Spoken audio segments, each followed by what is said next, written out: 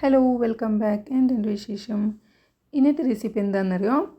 കുട്ടികളെ ടിഫിനൊക്കെയായിട്ട് ഞാൻ ഉണ്ടാക്കിയ ചിക്കൻ പുലാവാണ് കേട്ടോ. ഇത് വെറും അരമണിക്കൂർ കൊണ്ട് ഞാൻ ഉണ്ടാക്കിയിട്ടുള്ളത്. പെട്ടെന്ന് തയ്യാറാക്കാൻ പറ്റിയ ഒരു അടിപൊളി ടേസ്റ്റ് ആയിട്ടുള്ളൊരു പുലാവാണ്. പിന്നെ ഇതിൽ നമുക്ക് കാലത്ത് തന്നെ ഉണ്ടാക്കാം.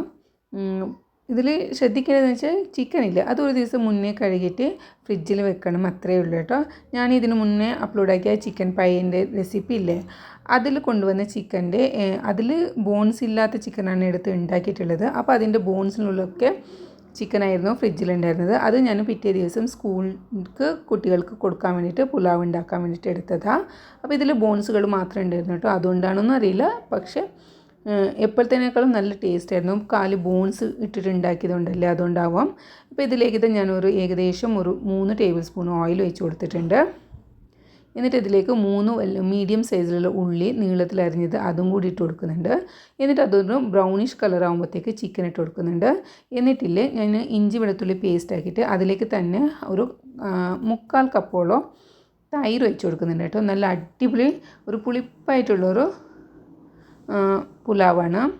അതും കൂടി ഇട്ട് കൊടുക്കുന്നുണ്ട്. എന്നിട്ട് കുരുമുളക് പൊടി, ആവശ്യത്തിനുള്ള ഉപ്പ്, മഞ്ഞൾപ്പൊടി, പിന്നെ മല്ലിപ്പൊടി, പിന്നെ കുറച്ച് ഒരു 1/4 ടീസ്പൂണോളം ഞാനിതിലേക്ക് കാശ്മീരി ചില്ലി പൗഡർ ഇട്ട് കൊടുക്കുന്നുണ്ട്. പിന്നെ ഒരു 3/4 ടീസ്പൂണോളം ഗരം മസാലയും കൂടി ആഡ് ആക്കുന്നുണ്ട്. ഇത്രയും വെച്ചിട്ട് ഇതിപ്പോൾ ഞാൻ 2.5 കപ്പ് അരിക്കുള്ള ക്വാണ്ടിറ്റിയാണ് പറഞ്ഞത്. എന്നിട്ട് ഇതിലേക്കില്ലേ 2 മീഡിയം സൈസിലുള്ള തക്കാളിയും ഒരു മീഡിയം സൈസിലുള്ള ഉരുളക്കിഴങ്ങും ഇട്ട് കൊടുക്കുന്നുണ്ട് കേട്ടോ. കുട്ടികളൊക്കെ വേണ്ടിയിട്ട് ഉണ്ടാക്കുന്നതല്ലേ, അപ്പോൾ ഉരുളക്കിഴങ്ങ് ഇട്ട് കൊടുക്കാമെന്ന് എനിക്ക് തോന്നി. പൊട്ടാറ്റോ പക്ഷെ നല്ല വെറൈറ്റി ആയിട്ടുള്ളൊരു പുലാവായിരുന്നു കേട്ടോ. ഇതിലുള്ള ചിക്കനും നല്ല ഒരു ജ്യൂസി ടൈപ്പ് ആയിട്ടുണ്ടായിരുന്നു. അങ്ങനെ ഇതെല്ലാം കൂടി ഒന്ന് മിക്സ് ആക്കാം. എന്നിട്ട് അടച്ച് വെച്ചിട്ട് ഇതൊന്ന് കുക്കാക്കിയിട്ട് എടുക്കണം കേട്ടോ.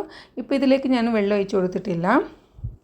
ഇതിപ്പോൾ ഇതിൽ ചിക്കൻ്റെ വെള്ളം ഇറങ്ങിയിട്ട് വന്നതാണ്. ആ വെള്ളമൊക്കെ കണക്കാക്കിയിട്ട് വേണം ഈ അരിയിലേക്കുള്ള വെള്ളം കൂടി കണക്കാക്കിയിട്ട് ഒഴിച്ച് കൊടുക്കുമ്പോൾ. ഞാനിപ്പോൾ 1 കപ്പിന് 1.25 കപ്പ് പോലെയാണ് എടുത്തിട്ടുള്ളത്. കാരണം കുറച്ച് ചിക്കൻ്റെ വെള്ളം കൂടി ഇറങ്ങിയിട്ട് വന്നിട്ടുണ്ടാവുമല്ലോ. ഇതിപ്പോൾ ബാസ്മതി റൈസാണ് കേട്ടോ. ഇതിപ്പോൾ ഞാൻ 2.5 കപ്പോളം ഇട്ട് കൊടുത്തിട്ടുണ്ട്. എന്നിട്ട് ഇത് എല്ലാം കൂടി ഒന്ന് മിക്സ് ആക്കുക. പിന്നെ ഇതിലേക്ക് ഞാൻ ലെമണൊന്നും പിഴിഞ്ഞ് കൊടുക്കുന്നില്ല, കാരണം നല്ല പുളിപ്പുള്ള തൈരായിരുന്നു.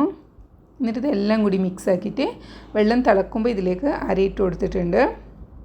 എന്നിട്ട് മൂടി വെച്ചിട്ട് അവർക്ക് ടിഫിനൊക്കെ റെഡിയാക്കിയിട്ട് കൊടുത്തിട്ട് ഞാനിത് ഉച്ചയ്ക്കാണ് കേട്ടോ ഇതിൻ്റെ ടേസ്റ്റ് നോക്കുന്നത്. അതിൻ്റെ ഇടയിൽ എനിക്ക് വീഡിയോ ഷൂട്ടൊക്കെ ചെയ്യാൻ കുറച്ച് പാടുപെടേണ്ടി വന്നു. അപ്പോൾ ഇതെല്ലാം കഴിഞ്ഞിട്ട് ഞാൻ ഉച്ച നേരത്താണ് കേട്ടോ ഞാനിത് ഭക്ഷണം കഴിക്കുന്ന ആ നേരത്താണ്. നല്ലോണം തണിഞ്ഞിട്ടുണ്ടായിരുന്നു, എന്നാലും നല്ലൊരു ടേസ്റ്റായിരുന്നു. നല്ല ജ്യൂസി ആയിട്ട് അടിപൊളിയായിട്ടുണ്ടായിരുന്നു. ചോറൊക്കെ നല്ല കുക്കായിട്ട് നല്ല കറക്റ്റായിട്ടുണ്ടായിരുന്നു. അപ്പോൾ എന്തായാലും ഇതുപോലെ ഒരു ഈസി ആയിട്ട് നിങ്ങളൊന്ന് ഉണ്ടാക്കി നോക്കുക, എന്നിട്ട് ഫീഡ്ബാക്ക് അറിയിക്കാം. അപ്പോൾ നമുക്ക് നെക്സ്റ്റ് കാണാം. ബൈ.